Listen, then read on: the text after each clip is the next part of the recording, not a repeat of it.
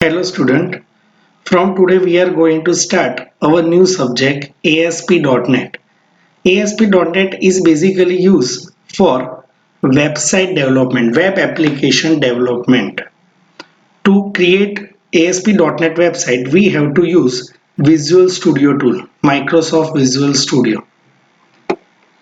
Go to File menu, then select New, then select Website option. There are two choices for to create our website, Visual Basic and C Sharp. We select Visual Basic, then select ASP.NET Empty Website. It is a path where we want to save our website.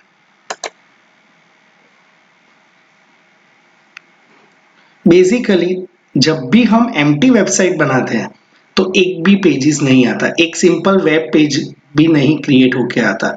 अगर हमें देखना हो तो उसके लिए हमें solution explorer open करना पड़ेगा। To open Solution Explorer, shortcut key is Ctrl-Alt-L। या तो फिर आपके पास ऑप्शन है, यहाँ पे भी आप साइड में देख सकते हो सॉल्यूशन एक्सप्लोरर। अगर ये गलती से क्लोज हो गया है तो व्यू में भी उसका ऑप्शन आता है सॉल्यूशन एक्सप्लोरर, या उसकी शॉर्टकट की है Ctrl-Alt-L। चलो हम क्या करते हैं, एक नया वेब पेज लेते हैं इसके अंदर। तो add new item, web form, उसका बाय डिफॉल्ट एक्सटेंशन होता है AXPX। डिफॉल्ट उसका बाय डिफॉल्ट नेम उसका डिफॉल्ट ही रहता है। हमें अगर चेंज करना हो तो चेंज कर सकते हैं, अभी ऐसे ही रहने देते हैं, ऐड करते हैं। अब आप देखो यहाँ पे एक वेब पेज ऐड हो गया। अब ASP में बेसिकली तीन चीजें आती है, डिजाइन, स्प्लिट एंड सोर्स। अब सोर्स किसके लिए होता है, जिसे HTML पता हो। HTML में कोई भी टैग लिखने से डिजाइन अपने आप बन जाती है, और डिजाइन में अगर आप कंट्रोल ड्रैग ड्रॉप करते हो तो उसका सोर्स कोड ऑटोमेटिकली जनरेट हो जाता है। तो आपके पास दो ऑप्शन है, या तो फिर आप क्या करो, यहाँ पे सोर्स कोड लिखो HTML टैग। फॉर एग्जांपल एक देखते हैं, input type equals to text, बराबर, और इसे क्लोज करते हैं, सेव करते हैं, डिजाइन में जाके देखते हैं, एक टेक्स्ट बॉक्स अपने आप जनरेट हो गया। अब कितने स्टूडेंट ऐसा बोलते हैं, सर सोर्स कोड कहाँ लिखवाना, ऐसा लिखने का आलस आता है। तो अगर उसे नहीं लिखना हो तो आप डिजाइन में जाओ, यहाँ टूल बॉक्स में सारे कंट्रोल्स हैं, उसमें से कोई भी एक कंट्रोल ड्रैग ड्रॉप करो। जैसे ही आप ड्रैग ड्रॉप करोगे उसका सोर्स कोड अपने आप बन जाएगा, हमें सोर्स कोड लिखने की जरूरत नहीं है। और स्प्लिट विंडो क्या करेगा, एट अ टाइम दोनों दिखाएगा, डिजाइन व्यू भी दिखाएगा एंड सोर्स कोड भी आपको दिखाएगा, बराबर। चलो हम क्या करते हैं, सिंपल एक एग्जांपल देखते हैं और पूरा डिजाइन व्यू से करेंगे, ताकि आपको क्या एकदम इजी रहेगा कि फर्स्ट एग्जांपल है और मैं सोर्स कोड लिखवाऊंगा तो बोरिंग हो जाएगा। उसकी जगह हम किसका यूज करते हैं, डिजाइन व्यू का यूज करते हैं। और बेसिकली यहाँ पे दो फाइल बनती है, AXPX एंड AXPX.VB। अब ये जो VB फाइल है वो हमारी सोर्स कोड फाइल है जिसके अंदर हम कोडिंग करेंगे, और जो हमारी AXPX फाइल है इसके अंदर पूरी डिजाइनिंग होगी। ये ASP है और ये VB है। चलो इसके कंट्रोल हमारे सारे रहते हैं टूल बॉक्स के अंदर। टूल बॉक्स के अंदर सारे ASP.NET कंट्रोल लिस्ट आउट है। जो स्टैंडर्ड कंट्रोल है वो स्टैंडर्ड के अंदर होते हैं, और बाकी के कंट्रोल अलग अलग टाइप के, डेटा के अंदर डेटा कंट्रोल, वैलिडेशन के अंदर वैलिडेशन कंट्रोल। चलो आज हम सिंपल एक एग्जांपल देखते हैं। फर्स्ट एक बटन रखते हैं, बराबर, और VB.NET की तरह आप ये कंट्रोल इजीली ऐसे मूव नहीं कर सकते। अगर आपको कंट्रोल यहाँ रखना है, ये पोजीशन पे, यहाँ पे, तो आप एकदम इजीली ऐसे ड्रैग ड्रॉप यहाँ पे नहीं कर सकते। या तो आपको क्या करना पड़ेगा, इसके आगे जाके आपको स्पेस देनी पड़ेगी, पर स्पेस देके ऐसे टीडियस हो जाएगा पूरा टास्क। और क्या होगा, पीछे एक बार सोर्स कोड देखो,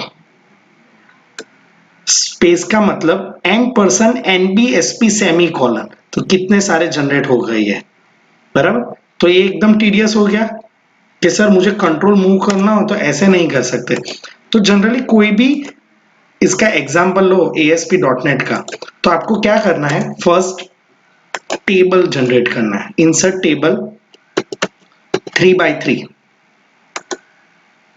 इससे क्या हो जाएगा, अगर कोई कंट्रोल आपको कॉर्नर में रखना है तो एकदम इजीली ऐसे रख सकते हो और इसे टेबल के सेल इंक्रीज करके वो अपनी पोजीशन पे आ जाएगा।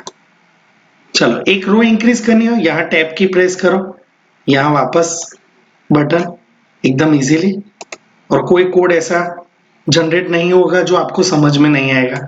तो ये एकदम इजी वे हो जाएगा, टेबल का यूज करके कंट्रोल रखो, बराबर। चलो अभी क्या क्या करते हैं, ये बटन को हम यहाँ पे ड्रैग करते हैं और बटन की टेक्स्ट चेंज करते हैं। तो go to property window, text property, और यहाँ हम लिखते हैं सबमिट, बराबर। चलो जैसे ही सबमिट लिखते हैं एक मैसेज आना चाहिए, हेलो, बराबर। अब यहाँ पे VB.NET की तरह हम मैसेज बॉक्स का यूज नहीं करेंगे, यहाँ हम यूज करेंगे, कुछ भी प्रॉम्प्ट करना हो तो हम यूज करेंगे लेबल कंट्रोल का। एक बार रन करके देखते हैं ये कैसा दिखता है, बटन एंड लेबल, दो कंट्रोल हमने फॉर्म के ऊपर रखे हैं।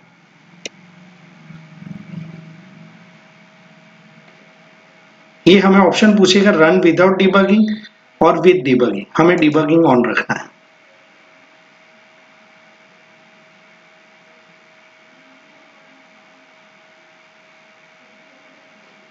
आ गया, बटन आ गया एंड लेबल आ गया, यहाँ पे दो ऑप्शन दिख रहे हैं और लेबल की टैक्स अभी फिलहाल विजिबल है। तो अगर ये टैक्स आपको हटानी हो तो आप कैसे चेंज करोगे, तो इसकी टैक्स बाय डिफॉल्ट लेबल लिखी हुई होती है, वो आप यहां से रिमूव कर दो। और अगर ये दोनों कंट्रोल का नेम देखना हो तो वो प्रॉपर्टी है आईडी, यहाँ नेम प्रॉपर्टी यूज नहीं होती। कोई भी कंट्रोल को आपको रिफर करना हो नेम से तो आईडी प्रॉपर्टी से करना है, बराबर। चलो हम क्या करते हैं, बटन क्लिक पे लेबल पे हेलो डिस्प्ले करते हैं। देखो ये कौन सी फाइल ओपन हुई, ASPX.VB। ASPX जो फाइल थी वो डिजाइन की फाइल थी और ASPX.VB जो फाइल है वो हमारी है कोडिंग की फाइल, बराबर। सिंपल यहां लिखते हैं label1.text इक्वल्स टू हेलो, बराबर। वापस रन करते हैं हम। अब जैसे ही हम बटन क्लिक करेंगे लेबल पे क्या आ जाएगा, हेलो।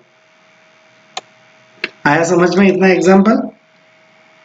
ये एग्जांपल तो इजी लगा, जिसमें हमने क्या किया, सिंपल बटन पे, बटन क्लिक करने पे, बटन क्लिक इवेंट के ऊपर हमने लेबल पे एक मैसेज डिस्प्ले किया, हेलो।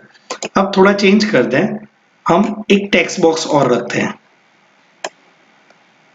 टेक्स्ट बॉक्स में हम क्या करेंगे, एक किसी भी स्टूडेंट का नेम लिखेंगे, बराबर। और जैसे ही मैं बटन क्लिक करता हूं हेलो वो स्टूडेंट का नेम आना चाहिए।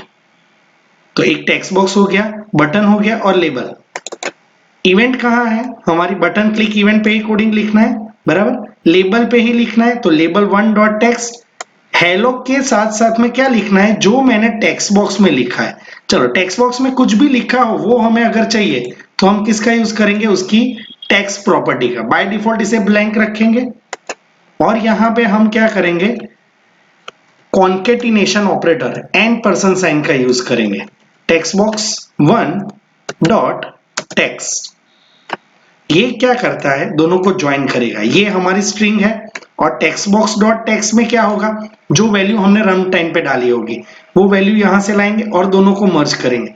या तो आप $& का यूज कर सकते हो या तो प्लस साइन का, दोनों ऑप्शन वैलिड है। चलो एक बार रन करके देखते हैं।